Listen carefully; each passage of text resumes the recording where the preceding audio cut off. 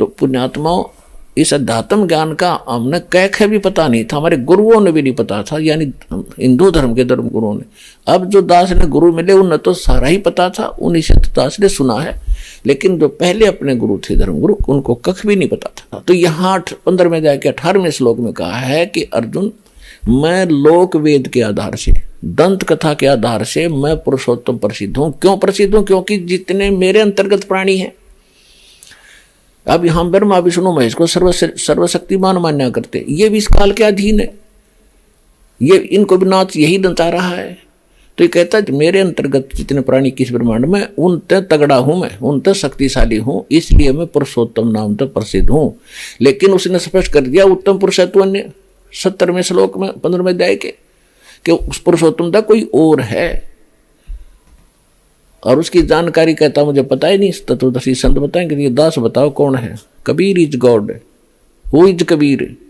अनंत कोट ब्रह्मांड का एक रति नहीं भारे, सतगुरु पुरुष कबीर हैं ये कुल के सर्जनहारे।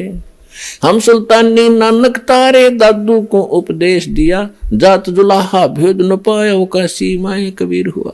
वो कबीर जो धानक था, जिसको धानक कहा करते, जुलाहा कहा करते थे, वो है वो परम अक्षर ब्रह्म।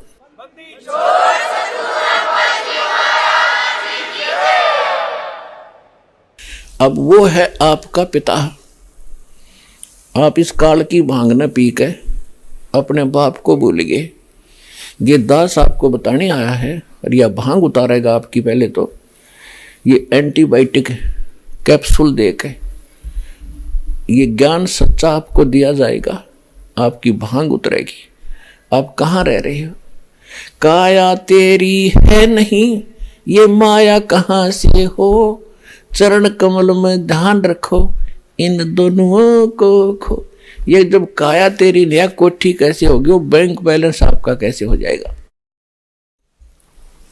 तो ये आपके हृदय में उतरेगी यह बात, और लास्ट में यह फाइनल हो जाएगी जब इसको कई बार सुनोगे, क्योंकि अंदर मैल घना जमा हो गया।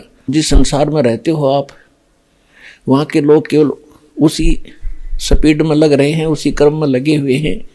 तो आप यहाँ तो ज्ञान सुनकर जाते हो, आपको सही लगता क्योंकि है ही सही। तो वहाँ जाकर अन्यों के जब कर्म देखते हो, क्रियाएं देखते हो, तो फिर वहाँ आपको भूल पड़ जाती है। इसलिए आपको रह रह कर यहाँ बुलाया जाता है, आपके अंतःकरण को साफ किया जाता है। जैसे कपड़ा मैला हो जाता है तो धोबी के पास भेजना पड़ता है, तो उसको फिर वो मार कूट के साबुन सुबन ला के अटक पटक करके और फिर उज्जवल कर देता है। तो इसलिए आपको यहाँ बुलाना आवश्यक है, क्योंकि एक धोबी घाट है इस अंतःकरण को धोने का।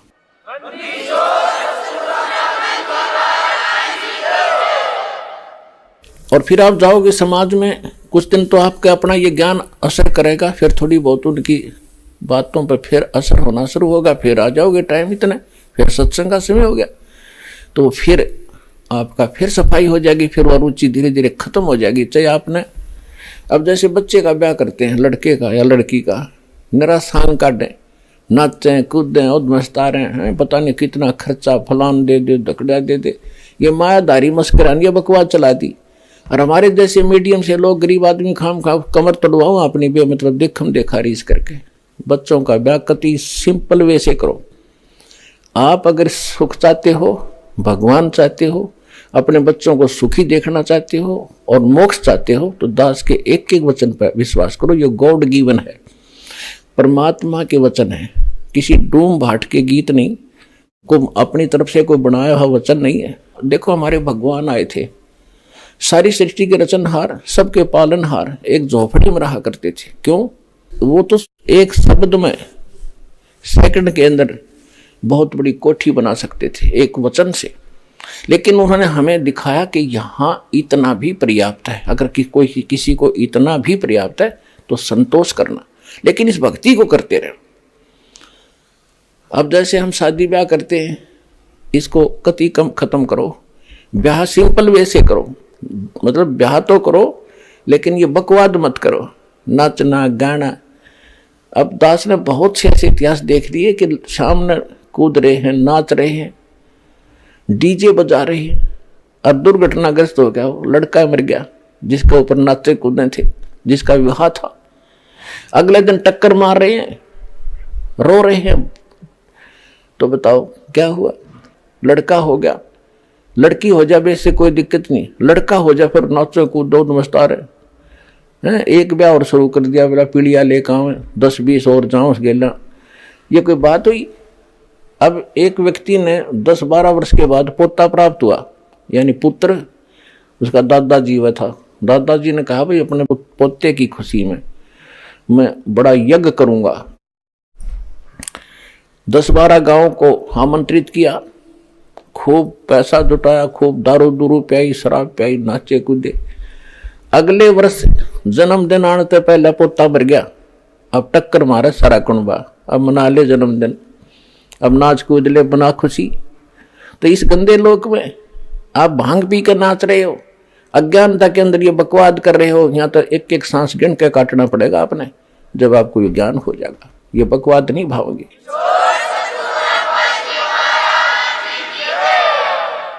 नानक साहब जी के पास जैसे आम भक्त पहली बार जाते थे, वो पूछा करते थे कि महाराज जी आप कभी खुशी दिखाई नहीं देते, क्या आप सदा ऐसे ही रहते हो, आप कभी खुशी दिखाई नहीं देते? तो नानक साहब जी कहते थे भाई हमें पता लग गया हम कहाँ बैठे। हम प्रतिदिन अपनी मौत की तरफ जा रहे हैं, मुंह बाएं खड़ा हो मौत रूपी अजगर, और हम नाचते गाते उसकी तरफ जा रहे हैं। भांग के नशे में जा सकता आदमी, और जिसका नशा उतर जाएगा और सामने दिखा कोई सर्प, अजगर तो बहुत बड़ा उसे सांप ने देख कर वापस भाग ले, यानी बचाव का कोई प्रयत्न करे। और आप खुश हो रहे हो और मौत की तरफ जा रहे हो, रोज एक दिन कम हो रहा है, मौत के निकट जा रहे हो, फिर भी नाच कूद रहे हो। तो तुम्हारी अकल गाम चली गई, तुम्हारे पास नहीं रही। नानक साहब ने कहा कि ना जाने काल की कर डारे, और किस विध ढल जा पास आवे, और जिनाते सरते मौत खुड़क दी, उन्होंने केड़ा हासावे। ना जाने कब के बिजली गिर जा, नाचे कूदे। प्रधानमंत्री जा रहा था पोलैंड देश का, पूरे मंत्रिमंडल के साथ किसी का शोक व्यक्त करने, और खुद एक्सीडेंट हो गया, पूरा का पूरा मंत्रिमंडल पे 95 आदमी मर गए। बता आगे क्या बनेगा? आगे हमें पता, परमात्मा के ज्ञान से गधा बनेगा और कुमार कब फंसेगा, कट पर लठ बाज जाएगा उसके। भूल गया भगवान, हो गया प्रधानमंत्री, जो काम करना था इस जीवन से उसको भूल गया। इसी प्रकार एक मुख्यमंत्री जा रहा था पीछे आंध्र प्रदेश का, अपने खूब पता इन बातों का, फिर भी याद दिलाई जाती हैं। सत्संग इसी को कहते हैं जो भूली बात याद दिलावे।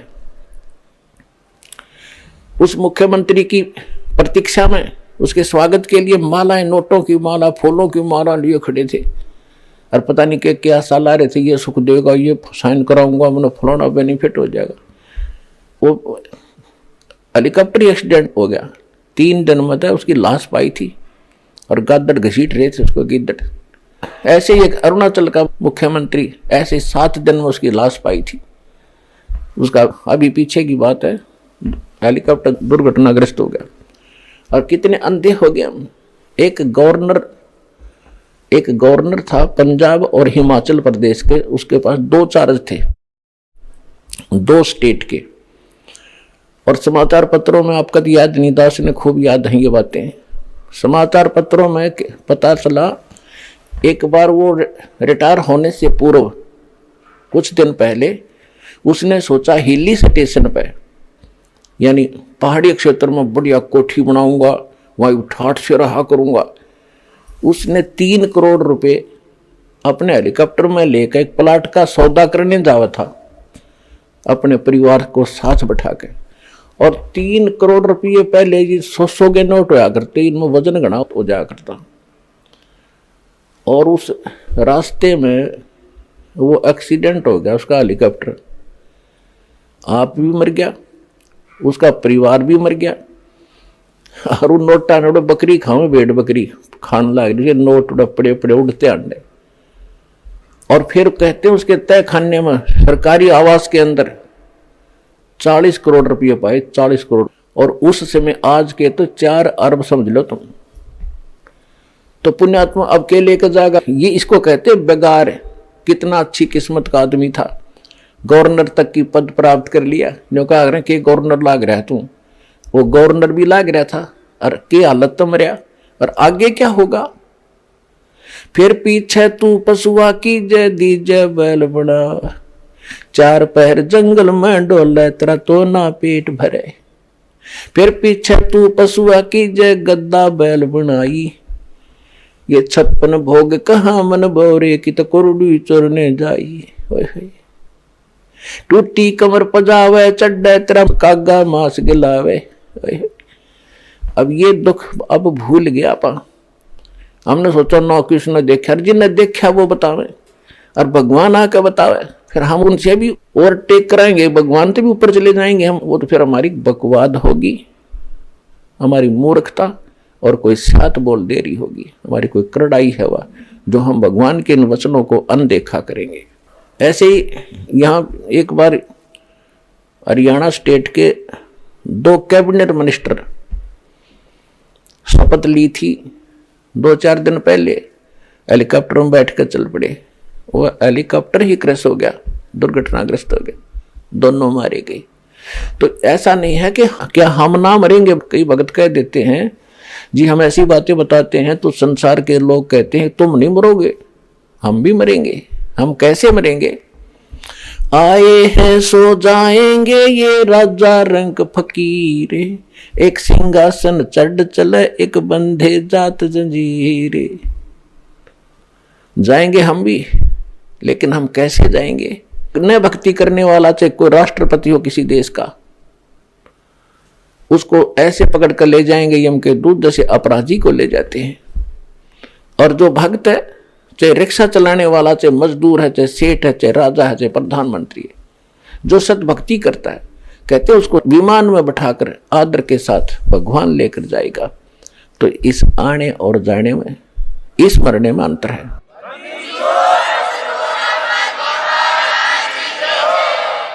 तो हमारे मरने में और संसार के मरने में बहुत घना अंतर होगा।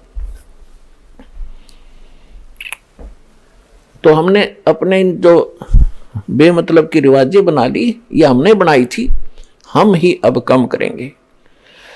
अपना विवाह बच्चों का सिंपल वे से करो, भगवान ने कर रखा होता है। हम तो बकवाद करें बाद में, ड्रामा करते हैं। अब विचार करो, जिस समय ब्रह्मा विष्णु महेश का विवाह हुआ था, आपने तो पता ही नहीं, इन बातों का ज्ञान दास बता रहा है, इसमें विश्वास करना। श्री देवी भागवत के 3रे स्कंद में 28-29 अध्याय में स्पष्ट किया है कि दुर्गा जी कहती है, दुर्गा इनकी माता है, ब्रह्मा विष्णु महेश की, और इसने कहा इन 3 लड़कियां अपने वचन से उत्पन्न की और वो समुद्र में छुपा दी। फिर इन्होंने सागर मंथन किया तो वो तीनों निकली। क्योंकि आप जी को कंप्लीट स्पिरिचुअल नॉलेज नहीं है, इसलिए ये पहले वाले 2 सागर मंथन हुए थे, इनका आपको पता नहीं। एक बार वेद निकले थे 4 और दूसरी बार ये 3 लड़कियां निकली थी। उसके बाद ये 14-15 रतन वतन, ये तो बाद की बातें हैं, बहुत लेटेस्ट। तो उसमें 3 लड़कियां निकली, तीनों माँ के पास लाई गई। माता ने कहा बेटा इसका नाम सावित्री रख दिया, ब्रह्मा या तेरी पत्नी है, जाओ बेटा अपना संसार सफर तय करो, अपना घर बसाओ। और दूसरी लड़की का नाम लक्ष्मी रख दिया और विष्णु जी को कह दिया जा बेटा इसका नाम लक्ष्मी है या तेरी पत्नी है, अपना घर बसाओ। तीसरे को शंकर जी को कह दिया ये उसका उमा नाम है और इसके साथ अपना तेरा ब्याह कर दिया, बेटा जा और घर बसाओ। हो गया ब्याह। ना वहाँ बाती थे, ना कोई बराती थे, ना हलवाई था जलेबी तारनिया लड्डू बनानिया, कोई बकवाद करनिया नहीं था। तो ये हमने कोरी बकवाद शुरू कर दी और ये अपने सिर पर बाहर धर दिया। सारी उम्र ये काम पूरे ना होते हैं, भक्ति करेंगे कब? तो इनसे हल्का होकर ही आप भजन कर पाओगे। यदि आपने समाज देखकर चलोगे तो आप भक्ति नहीं कर सकते, ठीक है, मोक्ष नहीं पाओगे। जैसा करोगे वैसा फल आपको मिल जाएगा, मुक्ति रह जाएगी। तो दास आपको एक विधि बता रहा है जिससे आप यहाँ भी सुखी हो जाओगे, आगे भी सफर अच्छा करोगे। और कम से कम अपना जितना आवश्यक हो उतना मकान बनाओ, भगवान कबीर परमेश्वर को देखकर अपना जीवन सुचारू करो, रीसेट करो। एक झोपड़ी में रहा करता था पूरा परिवार, ऊपर तो छान थी, बराबर के ईंटों की, कच्ची ईंटों की बनाकर लीप दिया करते थे। हमने देखे हमारे दादी परदादी कच्ची झोपड़ियां में रहा करते थे, कच्चे मकान बनाया करते थे, तो वो भी तो सुखते जिया करते थे। मकान का काम था केवल प्राकृतिक आपदाओं से, आंधी, ओले, बरसात, गर्मी, सर्दी से बचने का है। वो चाहे घना बड्डा बना ले, चाहे उसका संगमरमर ला ले, उसने उतना ही काम करना जो झोपड़ी कराया करे। आप सतकर मानना, ये महल यहीं रह जाएंगे। कौरव पांडव लड़का मर गए इस लाल किले पे, इसमें अब यहीं बैठा है, यू काग बोल रहे इसमें, अब वो पता नहीं कहाँ कुतरू बने फिर रहे होंगे गधे। तो पुण्यात्माओं पाछा धोखा खा लिया, उससे ईब सावधान होना पड़ेगा हमने पिछले दुखों को देखकर। और इसके सत्संग का लाभ भी यही है, जो आदमी सच्चाई को ग्रहण करे और जो हमारा हानिकारक वस्तु उसने तुरंत त्याग दे। बीड़ी, शराब, मांस, तम्बाकू ये नर आहार नहीं है। ये तो राक्षस लोग कहा करते थे जो ऐसा खाद्य पदार्थ खाते थे, अब ये आम होता जा रहा है। तो ज्ञान के बिना, तत्व ज्ञान के अभाव से हम गलतियां पर गलती कर रहे हैं। तो जो प्रसंग चल रहा है वो परम अक्षर ब्रह्म है, जो सबका जनक है, सबका पालक है। और जैसे नानक साहब जी से फिर पूछा गया था कि हे महात्मा जी, क्या आप सदा ऐसे ही दुखी रहते हो? तो उन्होंने कहा था कि नहीं, वो खुश भी होता हूं। कब होता हूं? जब मेरे अनुयायी, मेरे शिष्य सत्संग में आ जाते हैं और सारे के सारे आ जाते हैं। एक आधा चलो नहीं आता, उससे पूछ लेते हैं भी क्या बात, वो नहीं आया, क्या कारण है? वो ठीक ठाक है, आकांक्ष जी वैसे ठीक है, वो किसी कारणवश नहीं आया। पहले थोड़े शिष्य होया करते थे, 100-200 मुश्किल से इकट्ठे होते थे। उस समय परमात्मा का नानक साहब जी को भगवान मिले थे, सचखंड लेकर गए थे, वापस छोड़ा था। कबीर परमेश्वर मिले थे और उसके बाद नानक साहब जी ने यही ज्ञान प्रारंभ किया था। और वो हिंदू धर्म में जन्मे थे, रामकृष्ण के पूजा स्वयं भी करते थे, उनका पूरा परिवार भी रामकृष्ण की ही पूजा करता था। तो उस समय इस मार्ग को इससे हटकर अलग से चलाना हंसी खेल नहीं था। उस समय नानक साहब के कोई ज्यादा शिष्य नहीं हुए थे, लेकिन कुछ पुण्यात्मा अवश्य उनको स्वीकार किया था, कुछ पुण्यात्माओं ने माना था। तो वो क्या कहते थे कि भाई साध मिले साडा शादी होंदी और विछड़ जा दिलगिरी वे, अख दे नानक सुनो जहाना मुश्किल हाल फकीरी। के जब ये मेरे साध संगत, मेरे भक्त जब आते हैं यहाँ सत्संग में, तो मेरी खुशी का ठिकाना नहीं रहता। और जब ये बिछुड़ जाते हैं, आप अपने घर को जाते हैं, तब मुझे वही दुख छा जाता है। कारण क्या है कि संसार के अंदर ये ज्ञान नहीं है और इस भगवान की जानकारी किसी को नहीं है। इन बच्चों को मुश्किल से यह बात समझ में आई है, ये रहते हैं उस समाज के अंदर जो इसके विपरीत सब क्रियाएं भी कर रहा है, विपरीत ज्ञान भी रखता है। तो मुझे ये डर बना रहता है कि कहीं मेरे इस बाग में कोई कीड़ा ना लग जाए, कोई पौधा सूख ना जाए, कोई बच्चा भ्रमित होकर यहाँ से दूर ना चला जा। और जब ये यूं के यूं वापस आते हैं तो मेरी खुशी होती है कि परमात्मा की दया है इनके ऊपर, अभी कोई काल के दूत ने इनको खराब नहीं किया है। तो साध मिले साडा शादी होंदी, विछड़ जा दिलगिरी वे, अख दे नानक सुनो जहाना ये मुश्किल हाल फकीरी वे। ये भक्ति करना इतना कठिन कर दिया इन लोगों ने, गलत ज्ञान प्रचार कर दिया और हम सच्चाई बता रहे हैं।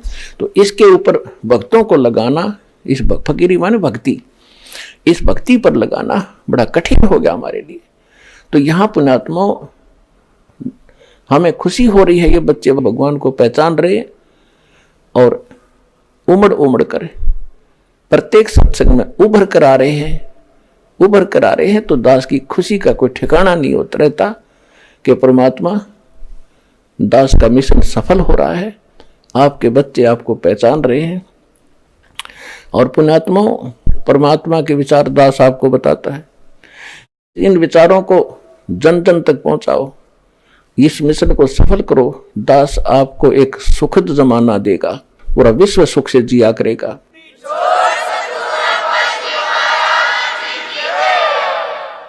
और फिर ऐसी परंपरा पड़ेगी, आप देख लेना, जो कोठी बंगले बना के और माया माया जोड़ में सारा जीवन व्यतीत कर रहे होंगे ना, हमारे छोटे छोटे बच्चे भी नौका करेंगे पागल है, बोला आदमी कहाँ डलेट हो रहा है, सिर पर धर के ले जाएगा इसने। अपने आत्माओं जैसे पहले कहा करते थे बूढ़े बुजुर्ग कि इतना क्यों जोड़ कर धर रहा है इसने, कि छाती पर धर के ले जाएगा तो कुछ भी ना लाता, इसमें से खर्च नहीं करता। उसने छाती पर धर के ले जाना ही नहीं था, लेकिन अब आप ले जाओगे छाती पर धर के, सीने पर रख कर, क्योंकि जो दान आप कर रहे हो ये आपकी छाती पर धरेगा, आपके साथ जाएगा। और जो भक्ति कर रहे हो, जो सेवा कर रहे हो, जो परमार्थ कर रहे हो, ये आपकी छाती पर रखा गया। और यहाँ के जीने के लिए तो आपको परमात्मा इस भक्ति से वैसे ही दे देगा। ये तो कैसे देगा, जैसे क्या करना, जो वस्तु आप मांगने आते हो इसको तो भगवान आपको रूंगे में देगा। रूंगा क्या मांगने आते हो, हे भगवान जिसका संतान नहीं था बेटा दे दे, एक संतान दे दे। जो निर्धन है वो नौका भगवान गढ़ाए धन दे दे, मैं भी दुनिया की तरह जी कर देख लूं। रोगी है उन्हें सोचे भगवान मेरा कष्ट निवारण हो जाए। और भी अंधा है वो नेत्र ही मांगने आता है। परमात्मा कहते हैं कि ये तो जो वस्तु आप मांग रहे हो ये तो हमारा इशू ही नहीं है कि केवल यही दें आपको, ये तो हमारा बिजनेस भी नहीं है। ये तो वैसे हम वैसे देने पड़ते हैं आपको। जैसे आपने देखा होगा कई व्यापारी लोग वस्तु कुछ बेच रहे होते हैं, कुछ व्यक्ति अन्य आइटम मांगते हैं तो वो कह देता है कि ये हमारा बिजनेस नहीं है, वैसे कोई मांग लेता ग्राहक इसलिए रखा है, ले ये भी ले जा, बाकी हमारा बिजनेस कुछ और है। इसी प्रकार ये यहाँ का जो उद्देश्य है आपको जन्म और मृत्यु से, जरा मरण से छुटवा कर और उस सतलोक में भेजना है जहां जाकर आप कभी दुखी नहीं होगे, सदा का सुख होगा। और यहाँ छोटा मोटा सुख आपने मांग लिया, एक चीज दे दी किसी संत ने, मान ले जो नकली से हैं, वो तो नहीं देते आपके संस्कार का सूता बैठ जाएगा, तो वो तो एक तो मिल गया, राग सारे दुख नु के नु। और यहाँ पर आपको सभी सुख मिलेंगे और आपके कष्ट भी निवारण होंगे, आप स्वस्थ भी होगे। और आपको जितना धन आपको चाहिएगा ना जीने के लिए, वो धन आपको अवश्य मिलेगा। भगवान आपको भूखा नहीं सोने देगा यदि आप विश्वास के साथ रहोगे। आपका कोई काम नहीं अड़ेगा, ये गारंटी देता दास, ये सच्ची नीत लगे रहता।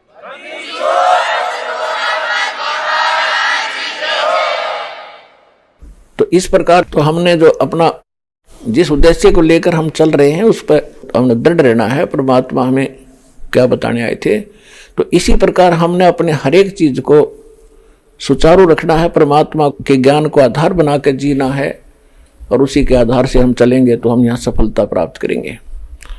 तो जो प्रसंग चल रहा है कि ये तो आपको रूंगे में देगा भगवान। रूंगे में, रूंगा क्या था, जैसे पहले समय में हमारे गांव में ये कोई भी जैसे बाहर से कोई सब्जी बेचने आ गया, कोई प्याज बेचने वाला आ गया, गांव में दुकान नहीं हुआ करती थी, तो हमारी दादी जी उनसे कभी टिंडे लेती सब्जी के लिए और आम लेती, फल लेती। तो गेहूं हुआ करते थे, बाजरा होता था, तो वो क्या करते थे, एक तखड़ी के पलड़े में बाजरा या ज्वार गेहूं डाल दिए और कहता था कि 2 बार दूंगा, यानी एक वजन जो गेहूं का एक पलड़े में डाल दिया उसके बराबर में 2 बार आम दूंगा। अच्छा भाई दे दे। वो जब अपना सौदा तो पूरा हो गया, सारे आम दे दिए, फिर क्या करती हमारी दादी, रूंगा और दे भाई। उठा के एक छोटी सी आम भी टूटी सी वह पकड़ा देता, अकना बड़ा आम दे, वो एक और दे देता। उसने रूंगा कहा करते थे, यानी सौदे ते न्यारी वस्तु को रूंगा कहते। तो हमारा जो सौदा है आपको अमर करूं सतलोक पठाऊं, ताते बंदी छोड़ कहाऊं। बंदी छोड़ है हमरा नामम, अजर अमर है अस्थिर ठाम। हमारा मूल सौदा तो ये है, आपका मोक्ष कराएंगे, सतलोक ले जाएंगे, और वो सतलोक कैसा है वो बताएंगे। और जो बाकी आप यहाँ के संसारिक सुख मांगते हो तो वैसे ठाकर पकड़ाएंगे कि ले जा, ये सौदे में नहीं है, ये तुम्हें देने पड़ेंगे आपको, नहीं तो आपका पूंजी खत्म हो जाएगी। तो यहाँ परमात्मा कहते हैं कि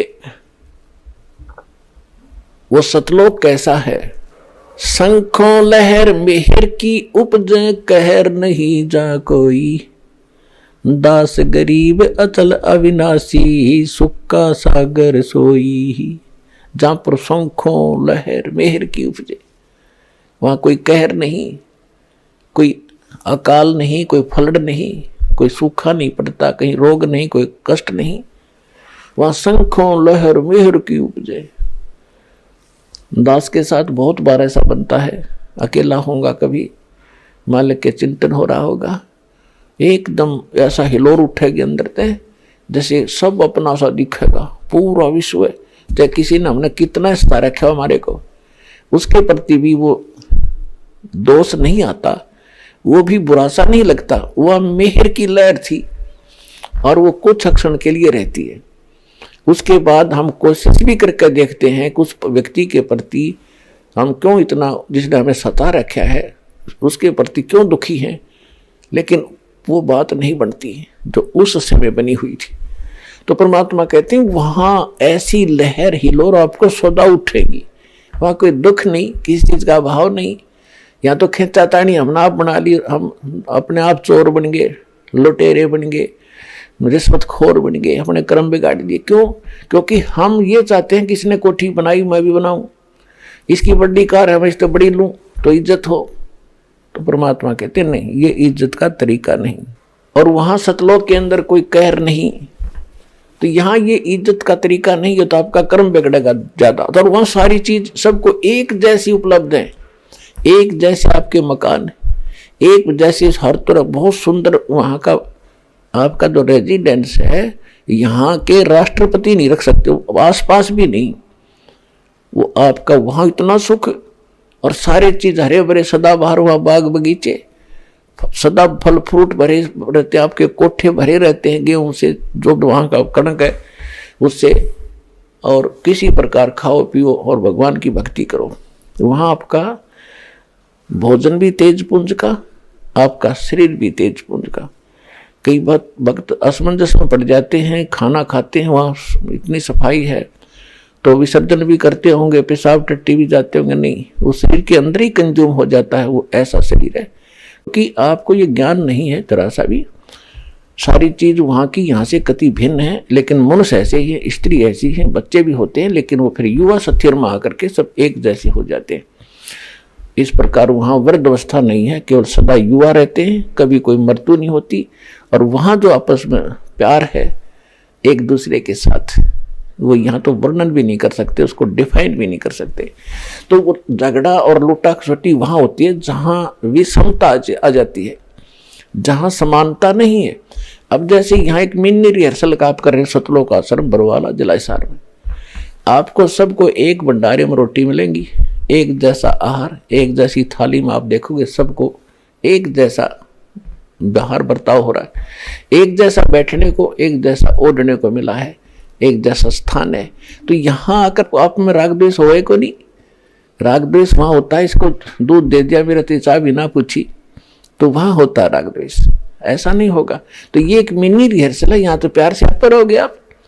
आपको मान ले लाइन में लग रहे हो और रजाई ले रहे हो, तो आपको जल्दी नहीं हो सकती, अक मिलेगी 2 मिनट पीछे मिल जाए, क्या बात हुई। तो वहाँ होती है थोड़ी सी उथल पुथल, जहाँ किसी चीज का अभाव हो जाए। तो परमात्मा के उस लोक में किसी चीज का अभाव नहीं है, सबको हर चीज उपलब्ध है, सब सुखी हैं, वहाँ जन्म मृत्यु नहीं होती है, सब युवा हैं, वृद्ध अवस्था का दोष, वहाँ कष्ट नहीं है। इब्नो सोचो आपने यहाँ तो मरना पड़ेगा, आपने तो सबको मालूम है कि मृत्यु होगी, और हमारे पूर्वज चले गए, आप भी जाओगे, सबको मालूम। और आप फिर जिस स्थान को और जिस संतान को आप अपनी मान रहे हो, आपकी है नहीं, ये तो परमात्मा का स्थान या पृथ्वी भगवान की है। और इस पर अरबों खरबों लोग इन किलों पर रजिस्ट्री करा करा मर गए, लड़ लड़ या मेरी या मेरी। और वो कहाँ है? का मनमान की तो बिच्छू बन कर घूम रहा होगा कि तो जंगल में, अब वहीं रहेगी कोठी भी, वो किले एकड़ जमीन भी वहीं पड़ी रही। तो ये पूरी मालिक की माया है, उसी की संपत्ति है। और ये संतान, ये बच्चे आपके संस्कारवश जुड़े हैं, ये भगवान के बच्चे आपके नहीं हैं। और ये आप अपने मान भी रहे हो तो मृत्यु के बाद आप इनके नहीं रह सकते। तो इसलिए इस बात को आधार बांधकर आपको रहना इन्हीं के अंदर है, क्योंकि आपका जो रोल है, भूमिका है, उसको पूरा करो, अपना पूरा करो, मालिक साथ रहेगा, आसानी से आपका आप लेखा जोखा सुलझ जाएगा। और फिर ये इरादा रखो कि फिर हम वहां जाएंगे सतलोक में, वहां की इच्छा बनाओ, इन पोते पोतिया में, इन कोठी कोठिया में यहां आशा मत रखो। इस ज्ञान से रह भी नहीं गई, मूर्ख होगा तो बेच सकते हैं, और रहेगी तो आप फिर वापस आ जाओगे यहाँ पर। जहां आशा ता बासा हुई, मन कर्म वचन सुमरियो सोई, ये विधान है। तो हम आशा सतलोक की बनाई, वापस इसी घर की नहीं बनावे।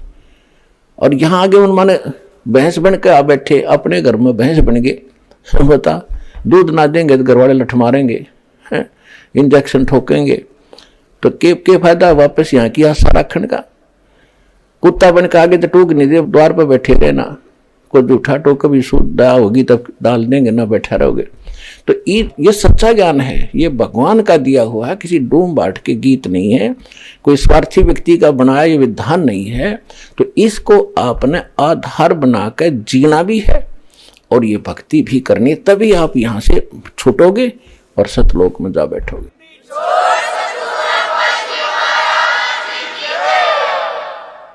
तो वो सतलोक ऐसा है जहां आपको हम ले जाना चाहते हैं, जहां के हम यहां से आपका वीजा और पासपोर्ट दोनों बना रहे हैं। ये बनवाओ, उसको सुरक्षित रखो। और नकली जो संत हैं वो नकली वीजा बनाते हैं, काल तक का वीजा इसी के लोक में रहने का, और यही जन्म मृत्यु के चक्कर में आपको डाले रखेंगे। उनसे छुटकारा आप भी पाओ, और जहां तक पार बसाओ प्यार से। ये मार्ग झगड़े का नहीं है, ना किसी के साथ जबरदस्ती करनी है।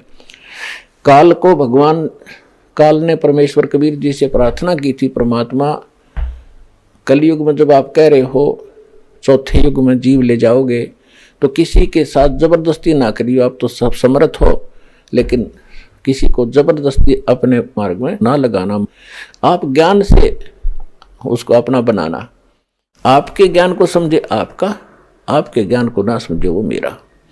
परमात्मा ने भी यही कहा था कि बिल्कुल ऐसा ही है। जब ज्ञान ही नहीं समझेगा मेरा कैसे हो सकता, वो तो तेरा ही रहेगा। अंडरस्टूड था तब तक, वो तथास्तु किया था। तो इसी प्रकार आप किसी से घर का सदस्य है, चाहे किसी और गुरु का शिष्य है, उसके साथ धक्का नहीं करना, ना जबरदस्ती करना, ना खुरकाना धमकाना, प्यार से रह करीब ज्ञान सुनाओ प्यार से। एक बार ना सुना, कुछ दिन के बाद फिर से धीरे धीरे शुरू करे, तो धीरे धीरे ये ज्ञान ऐसा है अंदर समावेगा। जरा सी भी चर्चा होगी तो उसके अंदर की जो खलबली मच जाएगी उसके, और कुछ दिनों के बाद वो फिर अपने आप मालिक के मार्ग पर आ जाएगा। तो ये तरीका है। अब जो प्रसंग चल रहा है कि परमात्मा स्वयं आते हैं और ये यथार्थ ज्ञान को सुनाकर हमें इस दलदल से निकालना चाहते हैं। आज तक हमें ये ज्ञान किसी ने बताया नहीं, हमें कोई ऐसा भगवान बताया नहीं। अब पहली बार कोई सुनता है तो एकदम उथल पुथल हो जाती है उसके साथ, ये कैसा व्यक्ति है, ये कैसी बात कह रहा है, हमने कभी सुना ना देखा, ये सब झूठ पावेगी। और जब वो प्रमाण मिलाता है तो ठगा सा रह जाता है कि सचमुच हमारे ग्रंथ, हमारे प्रमाण, और हमें ज्ञान नहीं था। तो फिर उसके रोने के अतिरिक्त उस भगत के पास शेष कुछ नहीं बचता। फिर वहाँ आएगा, 2 दिन पीछे आएगा, पूरा विश्व नाम लेगा इस दास से। अगर किसी ने सुखी होना है, मोक्ष कराना है, ये परमात्मा का आदेश भी है अपने बच्चों तक, वो अब इस ज्ञान को ये पहुंचा कर ही छोड़ेगा।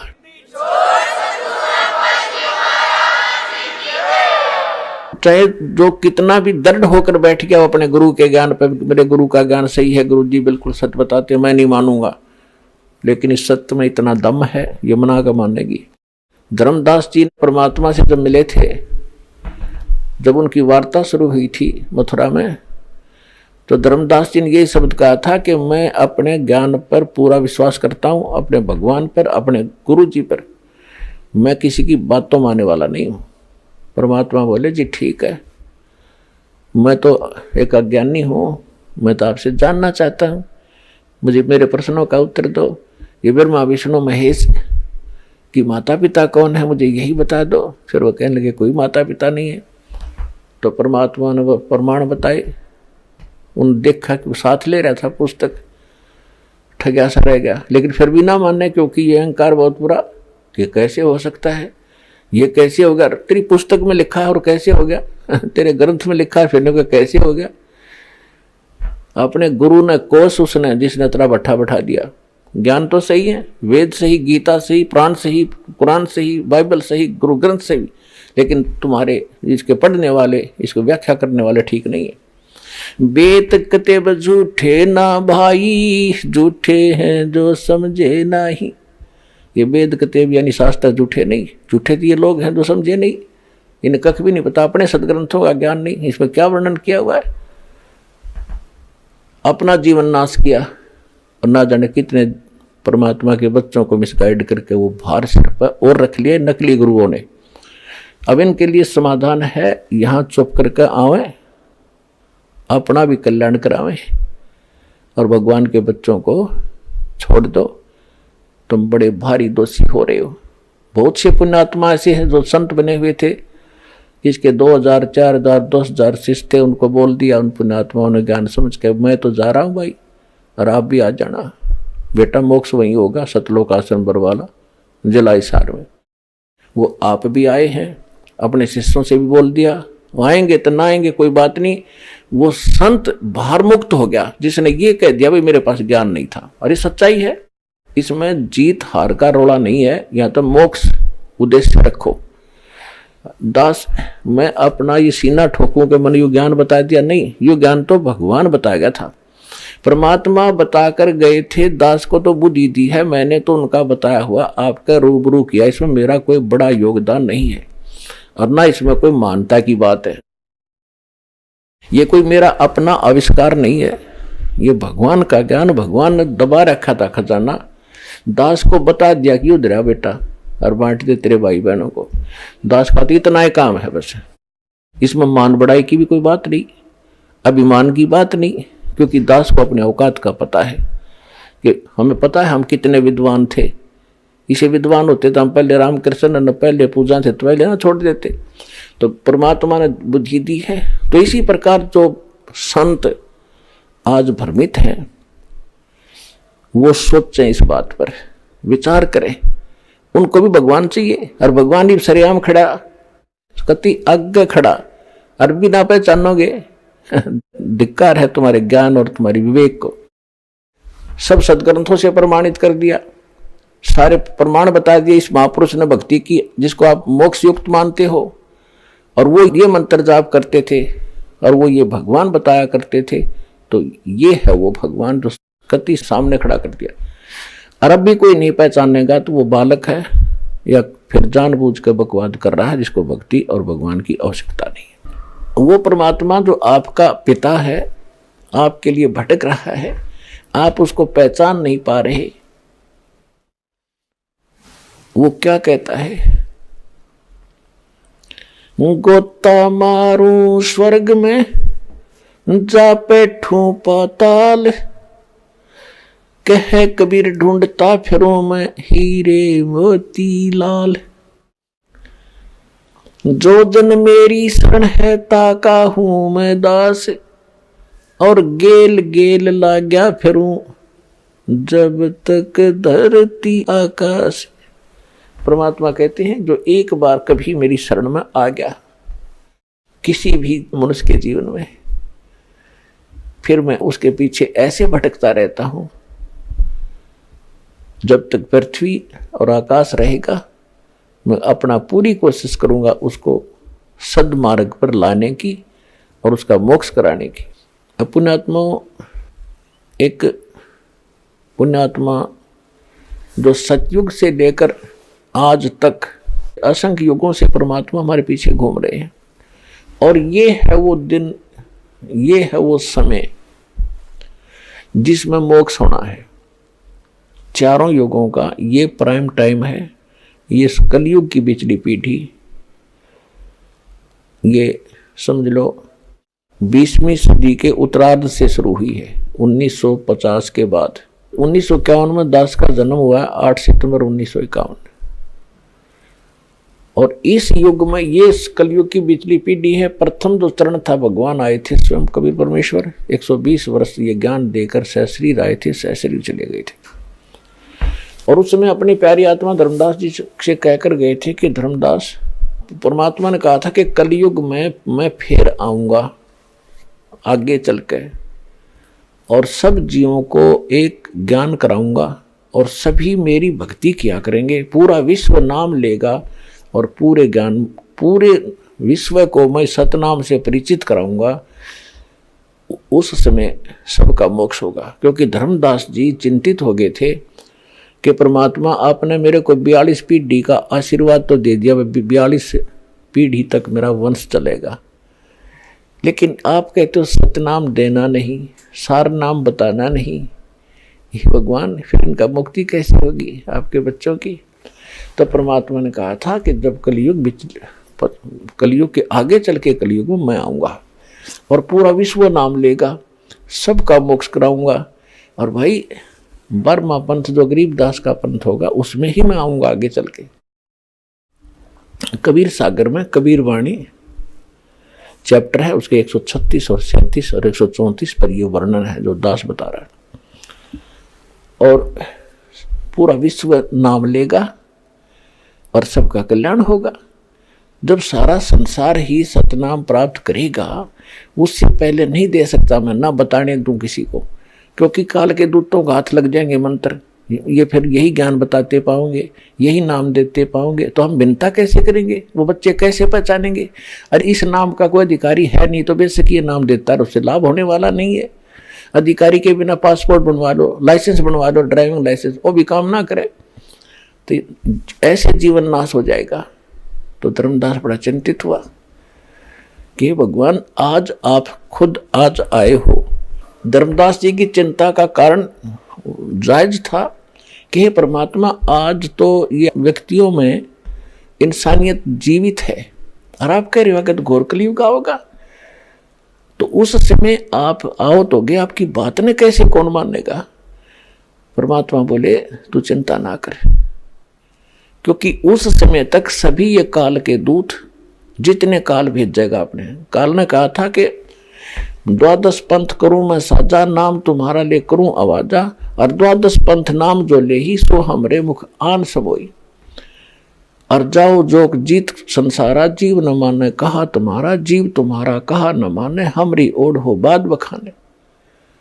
तो काल ने कहा था कि जब तुम बिचली पीढ़ी यानी कलयुग में आओगे, उससे पहले मैं अपने 12 दूत तो तेरे कबीर नाम तय भेज दूंगा। तो कबीर पंथ चलाओगे, नाम सारे गलत देंगे, ज्ञान गलत सुनाओगे तेरे विपरीत, और सब कबीर पंथी कहाओगे, वो मेरे जाल में फंसे रहेंगे।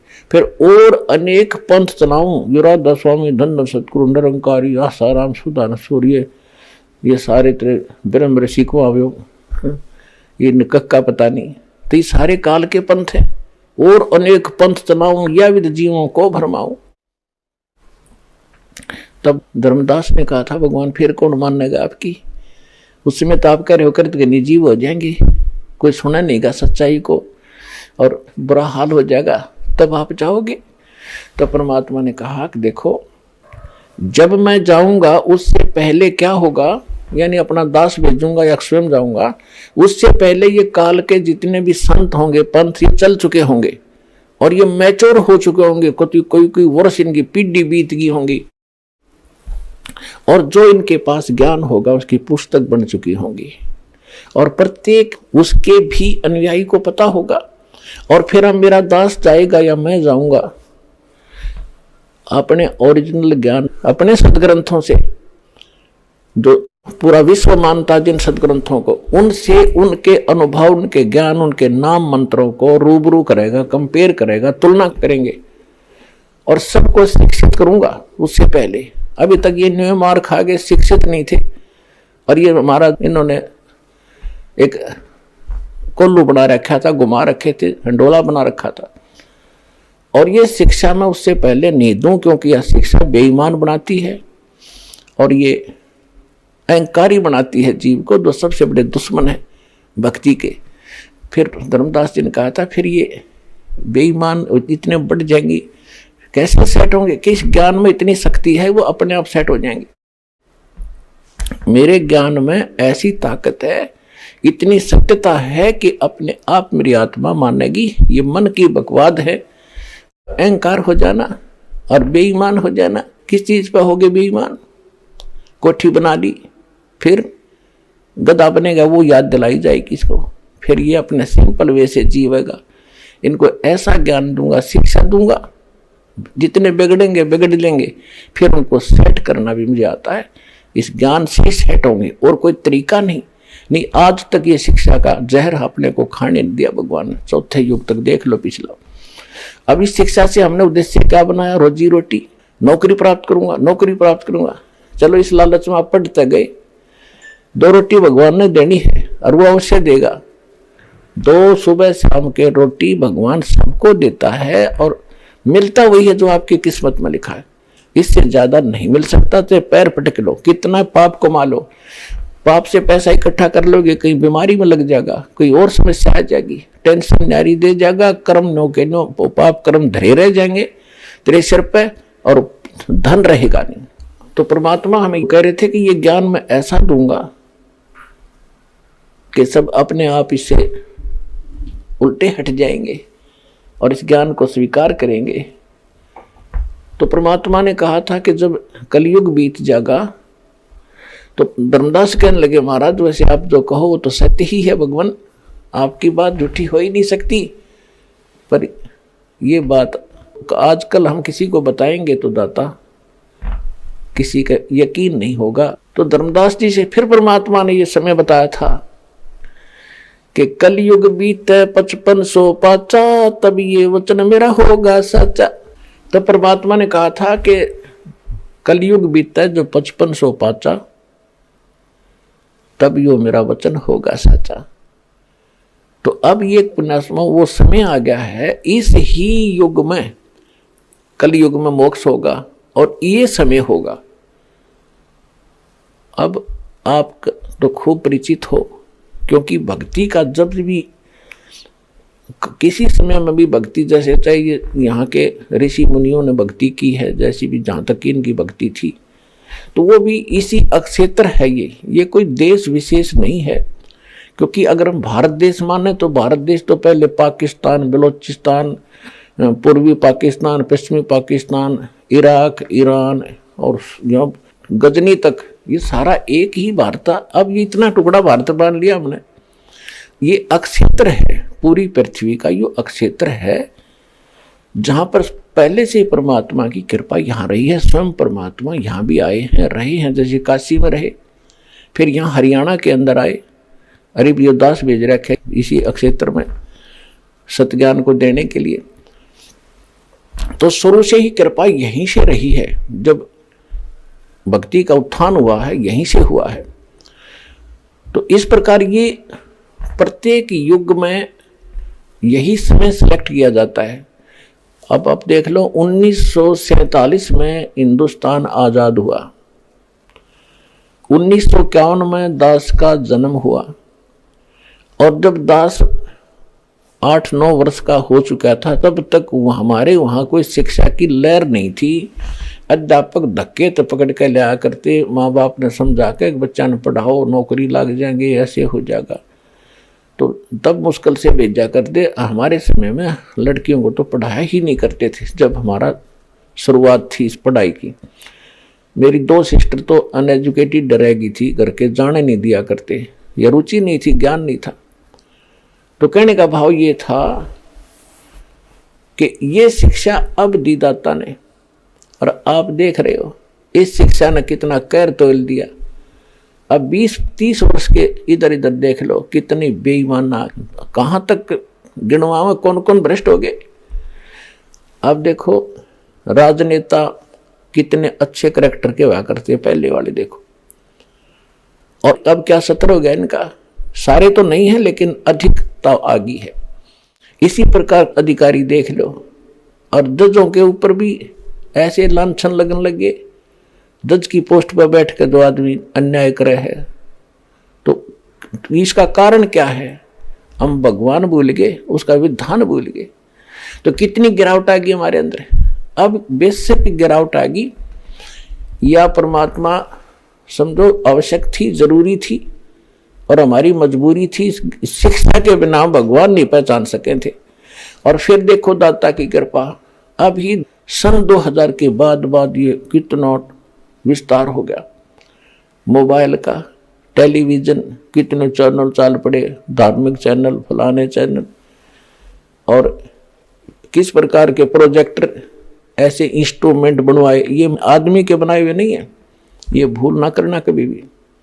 ये परमात्मा का दिया माइंड है, परमात्मा ने बनवाए हैं। ये मनुष्य यही थे, लाखों वर्ष बीत गए, इन ढंग से कोई सानी काटने का गड्ढा सा बनाना नहीं आया।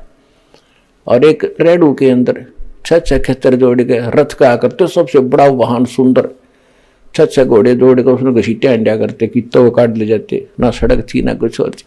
तो ये मेन माइंड नहीं है, ये भगवान का दिया हुआ आपके लिए, कि इसके बिना आप ना देख सकते, ना पहचान सकते भगवान को, और ना ग्रंथों को सत्य मान सकते। आप अपनी डफले पीटे थे सभी, कोई कहता ये सच्ची है, कोई कहता नहीं, मैं कह रहा ये सत्य है। अब सत्य तो सदग्रंथ बताऊंगे कौन सा है, वो दास ने रूबरू कर दिया। इन सभी जितने भी संत हुए हैं, जिनको भगवान मिला उनको छोड़कर, ये नकली जितने हैं, इनके अनुभव की पुस्तकें आपके रूबरू कर दी कि ये ऐसा बताते हैं। और जिनको भगवान मिला वो संत ये बताते हैं, और हमारे ग्रंथ ये बताते हैं। हमारे ग्रंथ जो बताते हैं और जिनको भगवान मिला वो संत बताते हैं, वो दोनों एक बता रहे हैं। तो इसके विपरीत जिनके विचार हैं वो शास्त्र विधि को त्याग कर और मनमाना आचरण है, वो उसमें आपको कोई लाभ नहीं होगा। गीता अध्याय नंबर 16 के श्लोक नंबर 23 और 24 में यही प्रमाण है कि अर्जुन, जो शास्त्र विधि को त्याग कर मनमाना आचरण करते हैं, उनको न तो कोई सिद्धि प्राप्त होती है, न उनकी गति होती है, न उनको कोई सुख होता है। और इसलिए भगवान को भजते हैं, इसलिए भगवान की भक्ति करते हैं कि हमारे जीवन सफर में आने वाले पाप कर्म रूपी कांटे जो हमें दुखदाई होने थे वो कटे, वो साफ हों। तो इसलिए भगवान की आवश्यकता थी। जब तक हम भक्ति नहीं करते, पूर्ण परमात्मा नहीं मिलता, तब तक तो हम केवल अपना किया कर्म ही भोगते हैं। पाप भी भोगने पड़ेंगे और पुण्य भी, दोनों जो लिख रखे आपकी किस्मत। तो इस लिखी हुई किस्मत में जो लिखा है पाप या पुण्य, अब पुण्य को तो कौन कटावे, पाप पे कटाया करे। तो ना तो ब्रह्मा जी काट सकते, ना विष्णु जी, ना शिव जी, ना दुर्गा जी, बाकी सारे इनके नीचे देवता, उनका तो बात तो छोड़ दो। ना ब्रह्म काट सकता सरपुरुष, ना अक्षर पुरुष काट सकता उस कर्म के कांटे ने, केवल परम अक्षर ब्रह्म काट सकता है। तो उसकी शरण में आने के बाद फिर आपके जो भक्ति रूपी सफर में पाप कर्म रूपी कांटे होंगे, वो ऐसे साफ करेगा। कैसे और किसके करेगा? जब आपके हृदय में ओनली कबीर इज गॉड ये रह जाएगा कि कबीर इज गॉड, कहते नहीं, आत्मा मानेगी सब प्रमाण देख के, और फिर सुख देगा आपको, फिर गवाही देगी आत्मा। कहाँ? भगवान तो यही है। तो जिस समय आप किस स्थिति में आ जाओगे, पति भर्ता पद पर, पति भर्ता किसे कहते हैं? वो लड़की अपने पति के अतिरिक्त अन्य किसी पुरुष में वो आस्था पति वाली ना रखे। बाकी सबका आदर सत्कार करना वो अन्य वस्तु है, वो शिष्टाचार है, आवश्यक है। तो इसी प्रकार जैसे हम किसी वस्तु की डिमांड को वस्तु प्राप्त करना चाहें, तो अपने भगवान कबीर साहब के अतिरिक्त अन्य किसी देवी देवता में सपने में भी इच्छा ना हो कि ये इससे मांग लूं, इससे मैं इच्छा करूं या मुझे कुछ राहत दे। तो तब आप पति भर्ता पद पर होगे। तो उसके विषय में बताया परमात्मा गरीबदास साहिब ने कि पति भर्ता जमी पर जो जो धर है पाओ, समर्थ झाड़ू देत है ना काटा लग जावे। कहते हो समर्थ वो परम अक्षर ब्रह्म कबीर साहब आपके जीवन रूपी सफर में आगे आगे चलेगा झाड़ू लेकर कि मेरे बच्चे के, मेरी प्यारी आत्मा के काटा ना लग जा, यानी इसको कोई पाप दुखी ना करते। तो पुण्यात्मा काटा निकालते हैं ना, तब भी पीड़ा होती है थोड़ी सी, पर वह एक बार होती है। तो अभी आप जो से इतने काटे आपने पैराम लगा रखे हैं असंख्य युग के, अरे ये धीरे धीरे निकलेंगे। यानी पाप आपको सुख करने के लिए थोड़ा बहुत कोई कष्ट भी हो रहा तो नो सोच ले भगवान काटा काट रहा है। कहते हैं संत शरण में आने से आई टले बला, जय मस्तिष्क में सूली हो व काटे में टल जा। यानी इतना कष्ट होगा आपके ऊपर जैसे आप भक्ति में लगे आते हो। और कुछ कहते हैं जी अभी कुछ लाभ हुआ नहीं, मेरा चौथा चक्कर हो गया। ये तो सारी उम्र चक्कर लगाना पड़ेगा तुमने यहाँ पर। आपने सोचो गुरुजी झाड़ा ला दें तुम ठीक हो गए जाओ घर ने, ऐसी गलती रामपाल नहीं करेगा। आपको ज्ञान देगा, आपका आने वाला जीवन और सुखी करेगा इस भक्ति मार्ग से। और भगवान से मिलाने के लिए पूरा प्रोसेस आजीवन करना पड़ेगा आपको। राम नाम रटते रहो जब तक घट में प्राण, कभू तो दीन दयाल के बेनक पड़ेगी ही कान। जिस समय तक बच्चा आखिरी पढ़ाई नहीं कर लेता, कोई ट्रेनिंग करने गया 5 वर्ष की है, तो जब तक वो ट्रेनिंग पूरी नहीं होती तब तक उसको कॉलेज में उस इंस्टीट्यूट में जाना पड़ेगा, हाजिरी लगवानी पड़ेगी, नहीं तो फिर फेल हो जाएगा। तो आप कोई नौका में 5 बीमार आ गया जी गणा, कोई विशेष लाभ तो नहीं हुआ है। तो ये धीरे धीरे होगा। जैसे डॉक्टर के पास एक ही मर्ज के 2 मरीज जाते हैं, एक को तो 10 दिन की दवाई में औषधि पे ठीक कर देता है, और एक को कहता भी अभी और टाइम लगेगा, 2 महीने 3 महीने तक औषधि देनी पड़ जाए, क्योंकि उसका रोग अधिक था और उसका तरीका यही है इन औषधि से के सेवन करते रहने से ही कटेगा। तो ठीक इसी प्रकार समझ लेना, जिनके थोड़े पाप कर्म हैं वो जल्दी सुलझ जाते हैं, जिनके ज़्यादा दुखी है कोई ना, परमात्मा तो समर्थ है, उनको भी खत्म करके छोड़ देगा, लेकिन उसमें समय लगेगा। तो जल्दी ना करना, इस पृथ्वी में कोई ठिकाना नहीं आपको इस सतलोक आसन बरवाला के अतिरिक्त, ये याद रखना।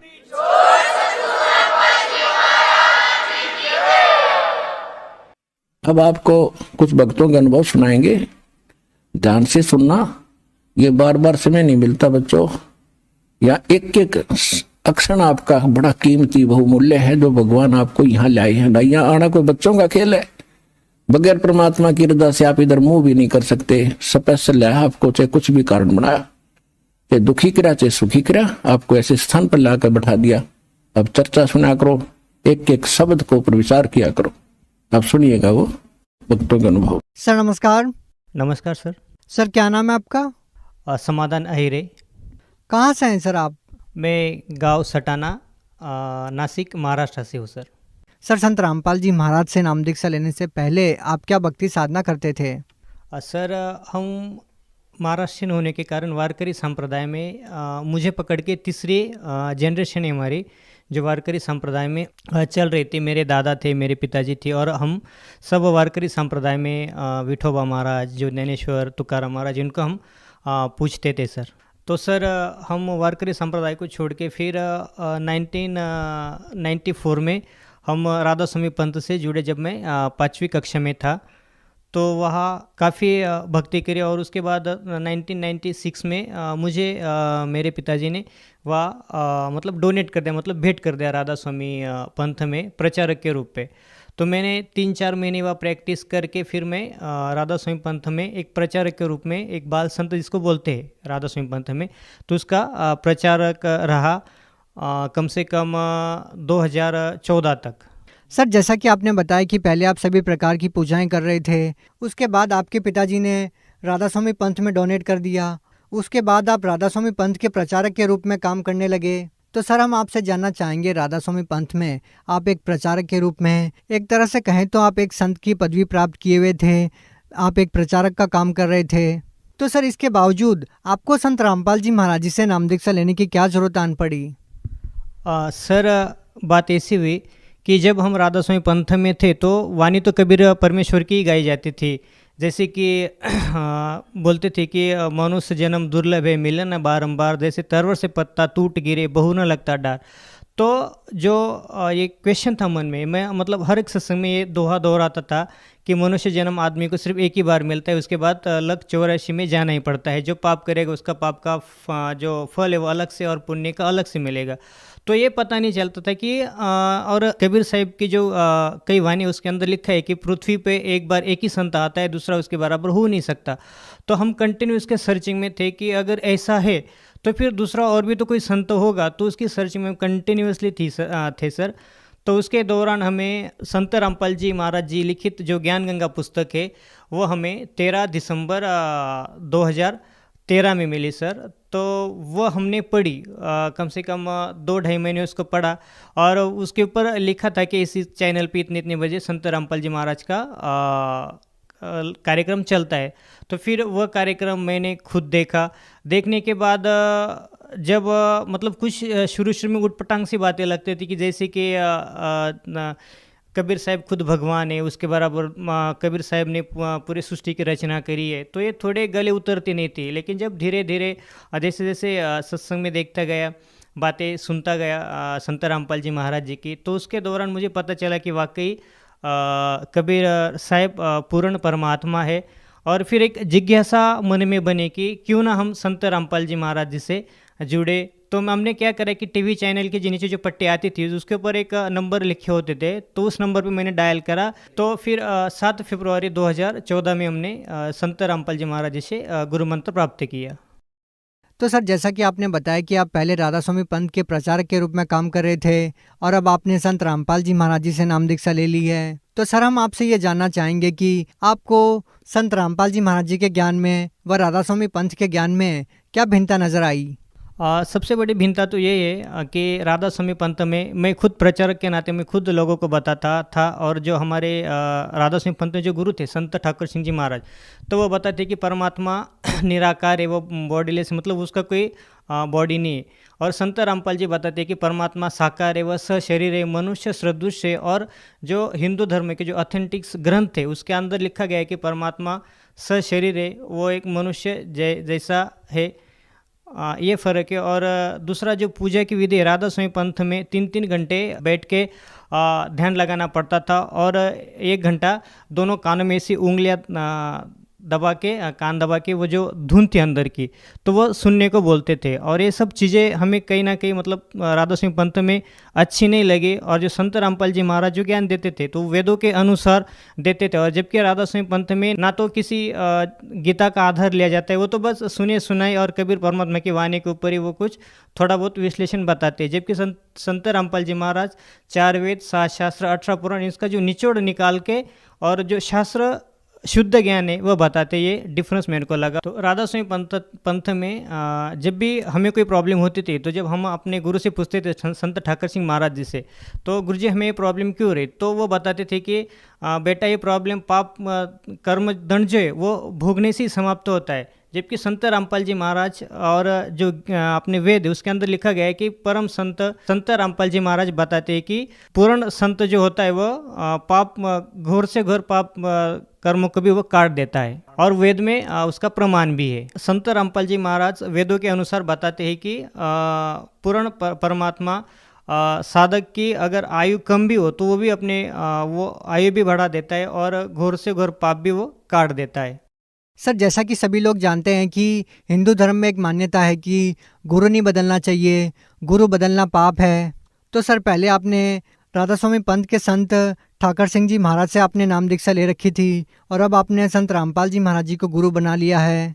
तो सर, आपको कहीं ना कहीं ये नहीं लगता कि गुरु बदल के आपने कोई पाप किया?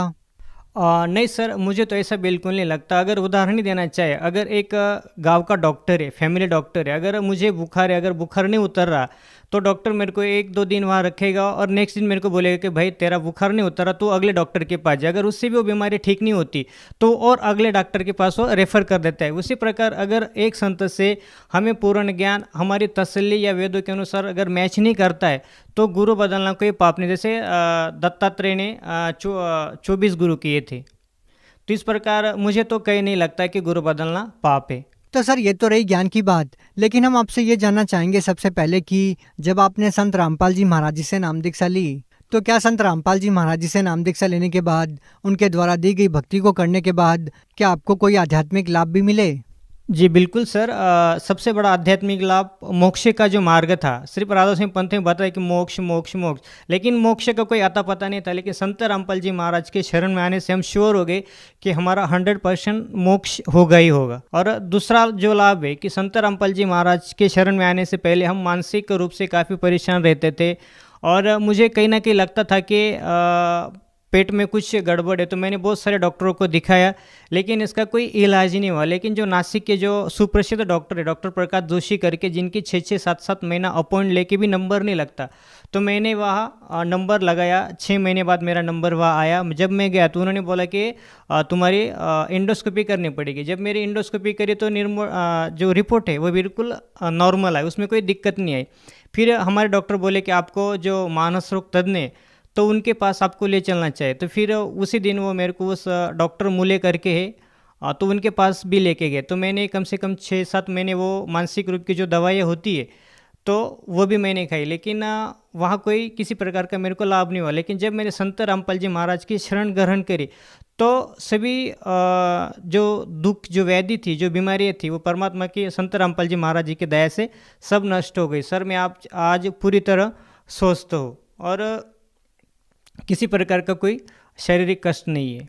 तो और सबसे बड़ा एक लाभ, आर्थिक लाभ ऐसा हुआ सर जी कि जो मल्टीनेशनल कंपनी वाईके लैबोरेटरीज करके, तो उसके लिए लोग BSc एग्री करके जो स्टूडेंट है, जो लोग हैं, तो वो तरसते उस जॉब के लिए। संत रामपाल जी महाराज की दया से मुझे आज मैं रीजनल सेल्स मैनेजर के महाराष्ट्र के पद पे उचित, तो मेरे को कंपनी सारी फैसिलिटीज़, अच्छी तनख्वाह दे रही।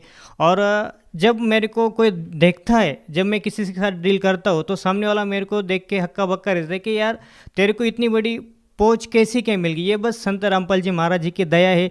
जिस जॉब के लिए लोग अच्छे पढ़ाइयाँ करके, अच्छे डिग्री करके 3-3 4-4 साल भटकते, लेकिन मैंने बस एक दिन मन ही मन प्रार्थना की कि हे भगवान, मेरी भी एक हे गुरुदेव, मेरी भी एक प्रार्थना है कि मैं भी एक बार नौकरी में ट्राई करके देखूं। तो बस ऐसे ही एप्लीकेशन किया और संत रामपाल जी महाराज जी की दया से वो मेरा एप्लीकेशन पास हो गया और मैं महाराष्ट्र का पूरा कृषि का पूरा काम आज मैं देख रहा हूँ। तो एक और लाभ हुआ, मेरी माता जी को ब्रेन ट्यूमर था, तो नासिक में बहुत सारे डॉक्टरों को दिखाया, शिरडी में दिखाया। तो उसके बाद हमें धुलिया देखा। जब धुलिया वाले ने हमें सीधा पूना हॉस्पिटल पुणे हमें रेफ़र कर दिया। जब माता जी को ले के हम वहाँ गए तो डॉक्टर ने सीधा जवाब दे दिया कि भाई अगर इसका हम ब्रेन का ऑपरेशन करते तो एक तो डेड हो सकती है, या तो उसको पैरालिसिस हो सकता है, या फिर उसकी जीवा वगैरह, मतलब उसका कोई ना कोई एक अंग तो खराब होना ही होना है। तो हमने संत रामपाल जी महाराज जी से फ़ोन पे प्रार्थना लगाई कि गुरुजी, दास की माँ को ऐसी तकलीफ है और डॉक्टर ऐसा बता रहे। तो संत रामपाल जी महाराज जी ने हमें आदेश दे के, बेटा डॉक्टर जैसा बोलते हैं वैसा करो, डॉक्टर की मानो।